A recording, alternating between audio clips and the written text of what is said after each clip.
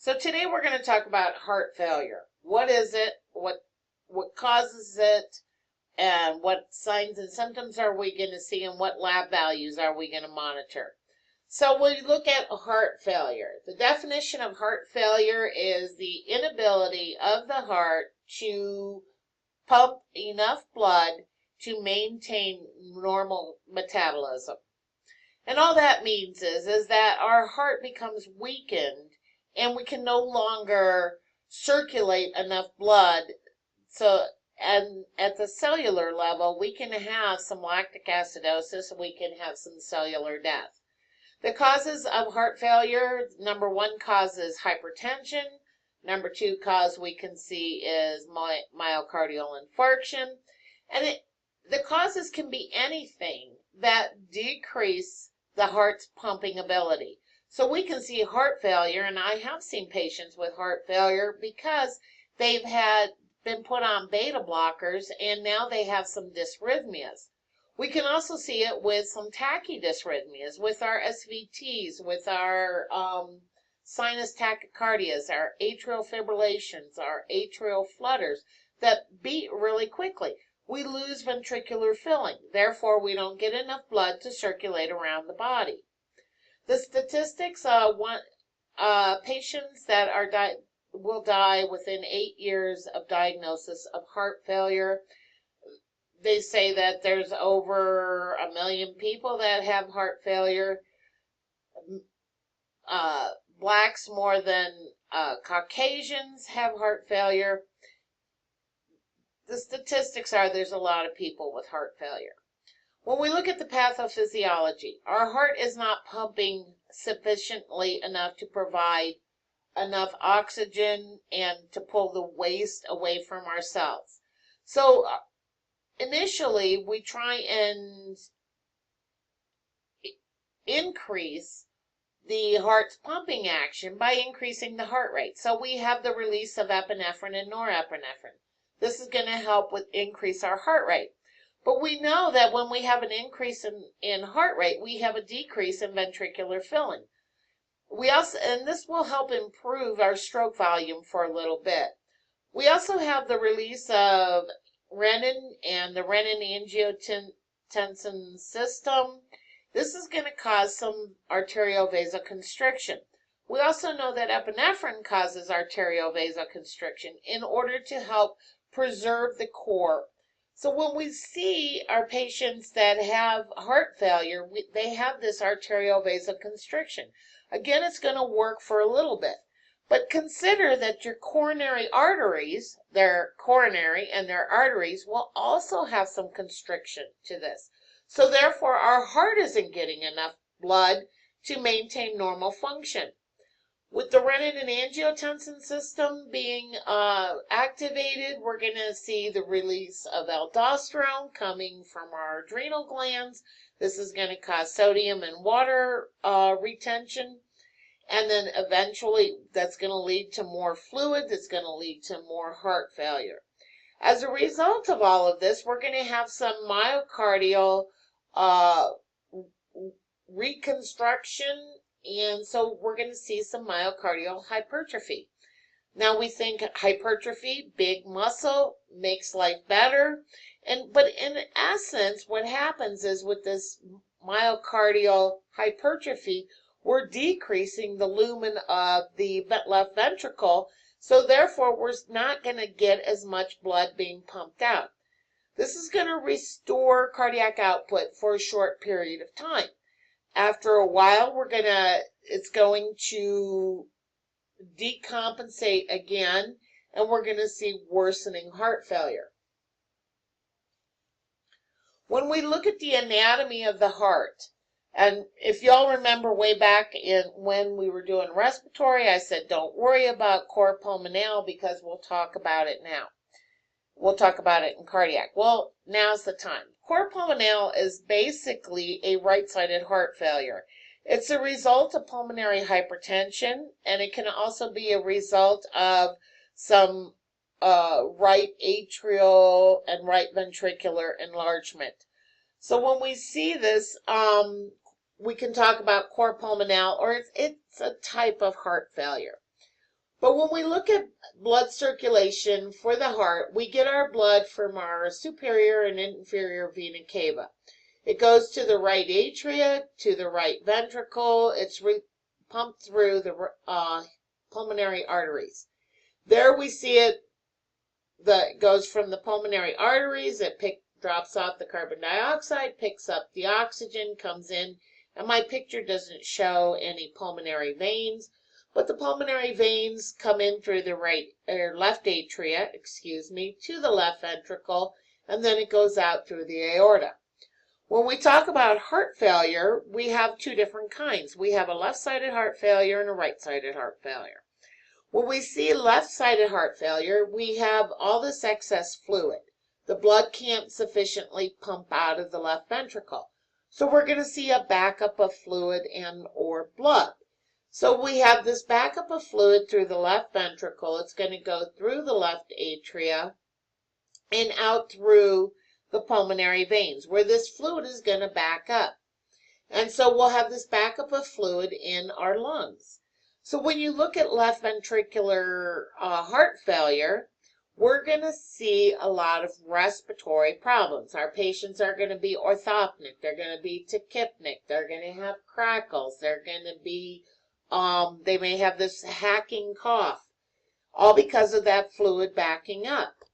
Now, if we have a right-sided heart failure, we're going to see backup of fluid from the right ventricle through the right atria, and it's going to go up and down through the vena cava. So with right-sided ventricular failure or right-sided heart failure, we're going to see periphery as our problem. We're going to have JVD. We're going to have hepatomegaly. We're going to have splenomegaly. We're going to have peripheral edema. We're going to have nausea and vomiting, and maybe some anorexia, because all that fluid's got to go somewhere, and it kind of hangs out around in the abdominal cavity. We're also going to see ascites with this. So with left-sided heart failure, we're going to have that decrease in cardiac output. We're going to have fatigue. And you can see we have all of these pulmonary problems. We have the hacking cough, the dyspnea, the crackles, the frothy sputum, tachypnea, and you may also hear an S4 gallop. Whereas the right-sided, we're going to see the peripheral. We're going to have the jugular venous distension. We're going to have the hepatomegaly, anorexia, nausea, dependent edema. The distended abdomen, we're going to see ascites. We know that the body's trying to get rid of all this fluid. Where is it going to go? It's going to third space it. We may also see some pulmonary or some pleural effusions. We may have some pericardial effusions. Anywhere that it can stuff the excess fluid until it's needed. They may have swollen hands and fingers, again, periphery. They're going to have a weight gain because of the excess fluid. Initially, we're going to see an increase in the blood pressure. And then as the heart continues to decompensate, we're going to see a decrease in that blood pressure. We're going to see polyuria at night. Now, during the day, we're trying to maintain all of our body functions. Life is good. The kidneys kind of decrease their glomerular filtration rate. And then what happens at night, we catch up with it again. So when we're talking about heart failure, we want to take a history. When did they notice their shortness of breath? When did they have dyspnea on exertion? How long has it gone on? Do they smoke? Is it right-sided or is it left-sided? We also want to do a physical exam. We want to do a head-to-toe assessment, looking for how much edema is there. How much ascites? What do their lungs sound like? Do they have a gallop? Do they have a murmur? And then we're going to look at our diagnostic tests. We're going to look at our atrial natriuretic factor. Now, if y'all remember, way back in Fluid and Electrolytes, we talked about the atrial natriuretic factor. It comes from the atria as a response to the excess fluid, and we're going to see it causes an increase in or decrease in the renal aldosterone system so that we get rid of excess fluid. We also have the brain natriuretic peptide, or you'll also hear it called the beta type natriuretic peptide. This is the BNP. This measures ventricular stretching. Normal is 0 to 100 nanograms per picogram or picoliter, or else it's the other way, picoliter per picogram per nanoliter. And anything above that is measuring ventricular stretching. So you may see a patient that has a BNP of 5,000. They have had heart failure for a period of time because they have a huge ventricular stretch. We're going to look at our serum electrolytes, especially looking at that sodium, looking for excess fluid volume. We want to look at the potassium because they may have some cardiac dysrhythmias because of hypokalemia. We want to look at the urine to see, is it concentrated, is it clear? We want to look at liver functions. We can look at ABGs.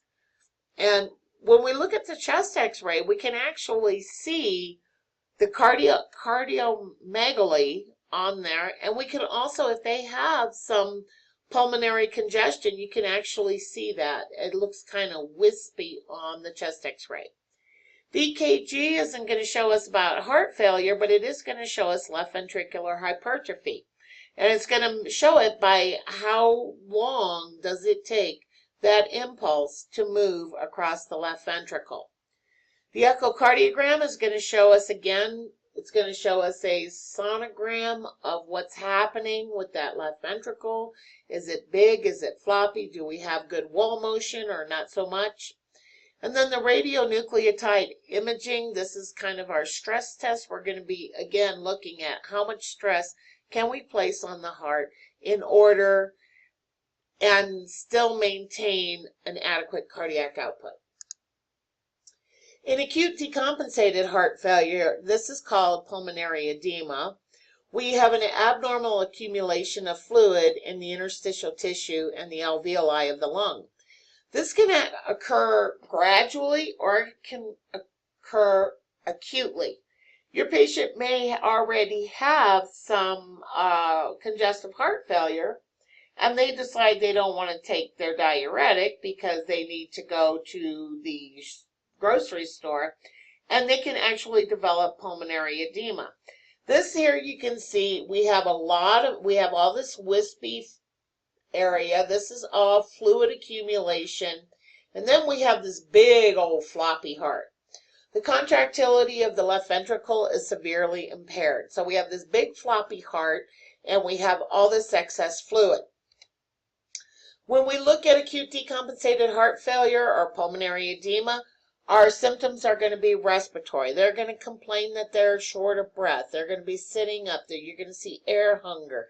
They're going to be in orthopnic position. They're going to have pink frothy sputum. They're trying to get rid of all this excess fluid. Cardiovascular, they're going to be tachycardic. They're going to be hypotensive. And neurologically, they may be confused because they're also hypoxic. Where they also may tell you that they're going to die. Diagnosis, we're going to be looking at that chest x-ray, again looking for that big floppy heart and that wispy pulmonary congestion. We're going to be checking the manifestations, and with pulmonary edema, it is a medical emergency. We need to jump on it right away. So for our treatment, we want oxygen. We don't want a wussy little 2 liters, even if they have COPD. We want to give them as much oxygen as we can. We like morphine because it causes vasodilation before it causes pain relief. It also has a little anti-anxiety effect. Diuretics, if their blood pressure can maintain it. And the other thing we like is dobutamine. Dobutamine increases cardiac contractility. So with pulmonary edema, we want to look at positioning. We want to provide emotional support. We want to monitor medication. And if we're giving diuretics, we want to monitor those electrolytes. And that's all I have for you guys. Have a great day.